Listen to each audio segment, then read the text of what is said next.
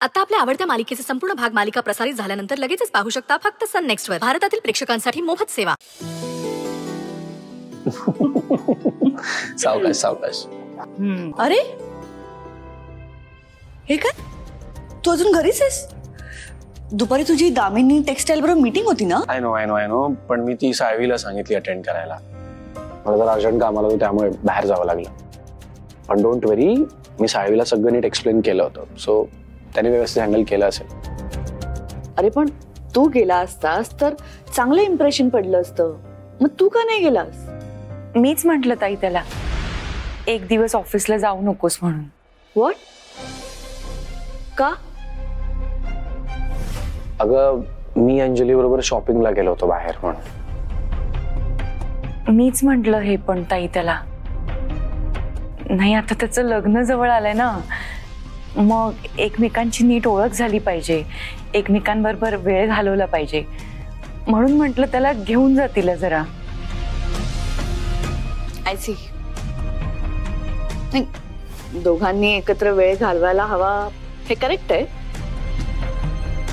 पण ती वेळ आपण ठरवली असती तर बरं झालं असतं ना. म्हणजे प्लॅन करून, लाईक जेव्हा देवांची मीटिंग नसेल किंवा त्याला काम नसेल तेव्हा तो तिला बाहेर फिरायला नेऊ शकला असता. पण काम असताना काम सोडून फिरायला जाणं हे बरोबर आहे का?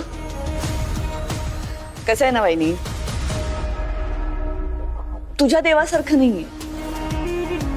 तू कशी तुझ्या देवासमोर तुला वाटलं की आपली हात जोडून बसतेस आणि तुझा देव हा तुझ्यासाठी 24/7 अवेलेबल असतो, हो की नाही? पण कामाच्या बाबतीत तसं नसतं.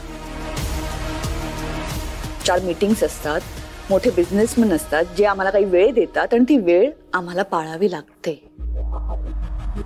सॉरी ताई. सॉरी म्हणायची काही गरज नाहीये तशी. एका अर्थी देवांशी आणि तिची भेट झाली हे बरंच झालं, पण यामुळे त्याचं कामाकडे दुर्लक्ष होऊ नये एवढंच वाटतं मला.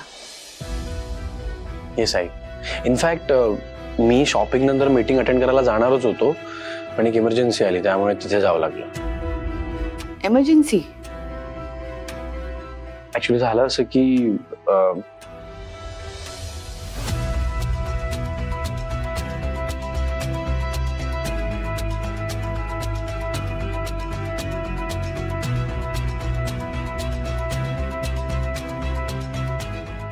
कम ऑन देवांश, कम ऑन.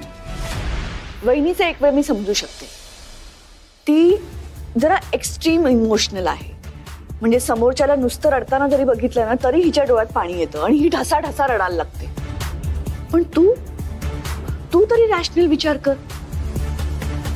कोणीतरी हा असा व्हिडिओ टाकतो, तो व्हिडिओ बघून तू डायरेक्ट हॉस्पिटलला जातोस मदत करायला. कम ऑन देवांश, ही अशी माणसं आहेत ना, जेव्हा त्यांना पैशांची गरज असते तेव्हा असे व्हिडिओ मुद्दाम